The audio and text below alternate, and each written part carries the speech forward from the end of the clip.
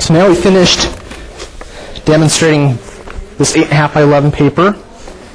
And now I'm going to show you how to burst something a little bit wider. This is cardstock paper. It's probably about, I'd say, 70 to 80 pound cardstock.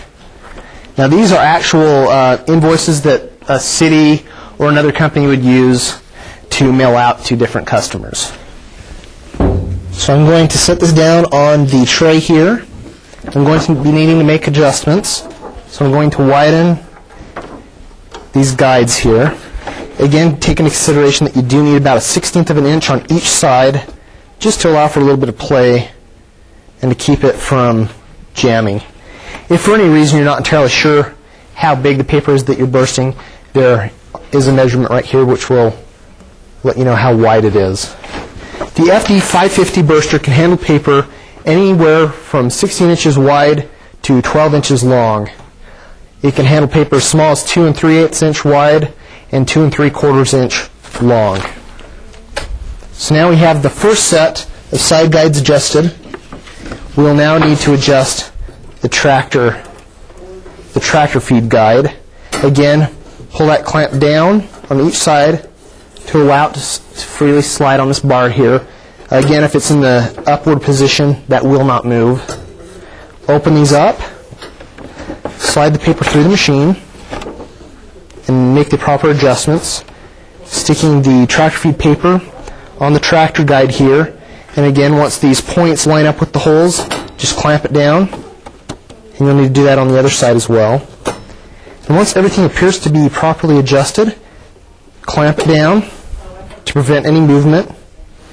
And we're also going to need to adjust the side slitters. So I'm going to loosen this up.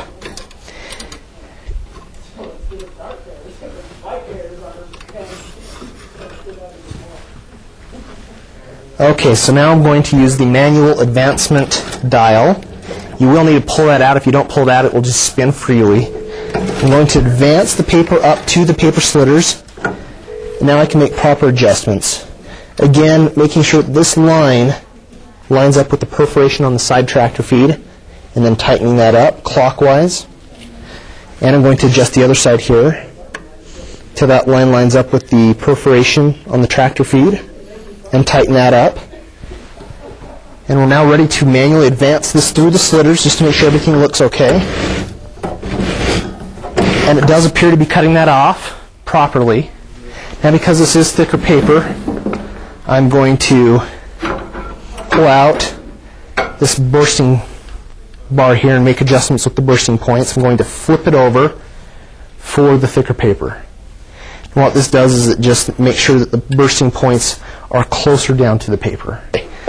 So now that I have that turned over, I'm going to simply put this point into the machine. There's just a small little rectangular hole that you'll stick that in. It is spring loaded, so you need to just push that in, slide the other end over, pop it into place, and I'm good to go. Now, because this is wider paper, I will need to adjust these bursting points, and this time I'm going to be using all 4 bursting points. And I'm not going to know for sure where I need those until I get to the paper advanced to that point. Now, I have taken a ruler already and measured the paper. I will need to burst the paper every 4 1/4 inches. So what I'm going to do is I'm going to want to take this bursting plate, pull the dial out, and adjust that until I hit 4 1/4 inches. Again, there is a little white line here that you line up with this measurement up here.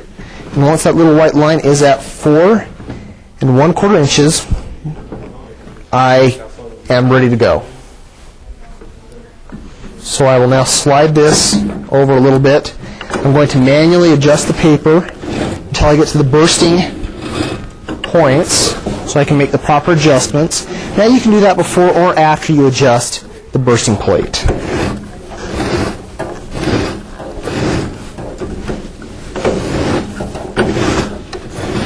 Now if you look, now that I have the paper advanced, I'm going to slide this bursting point a little closer over to the edge, and this one a little closer over to the other edge. Again, try to avoid the nylon string going through the machine. And I have those fairly evenly spaced. Now that I have the machine set up, I'm going to adjust the stacker wheel to 4 1/4 inches. So I'm going to bring that in just a little bit.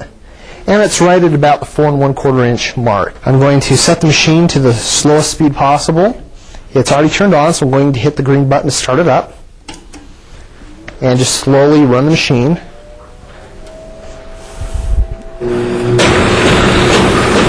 And it appears to be bursting the paper properly. Let me stop it really fast. And I am now bursting that paper every 4 1/4 inches. And you'll notice that the conveyor system is keeping the paper properly aligned and properly organized. So I'm going to turn this back on, and I can speed that up.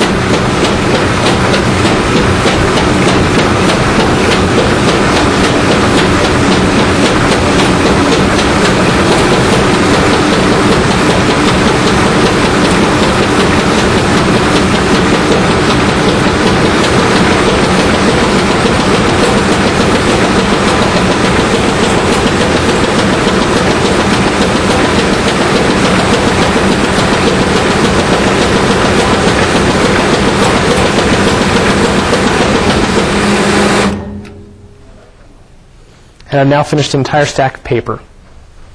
Once you're done using the machine, we do sell roller cleaner and static eliminator. There are components in here that may get a little bit of paper dust, ink, and it doesn't hurt to clean the machine out every once in a while. Again, the FD550 burster is ideal for low to medium jobs. It's perfect for anybody who uses forms paper. This particular model is great for the tractor feet on each side. It will easily cut that off and discard it. And again, if you look under here in the cabinet, all that side trim is now in there and can be easily removed and deposited in a waste receptacle. The FD550 is a very easy machine to set up, and once you've learned how to use it, it does a great job and should easily burst any type of paper that you may have on hand.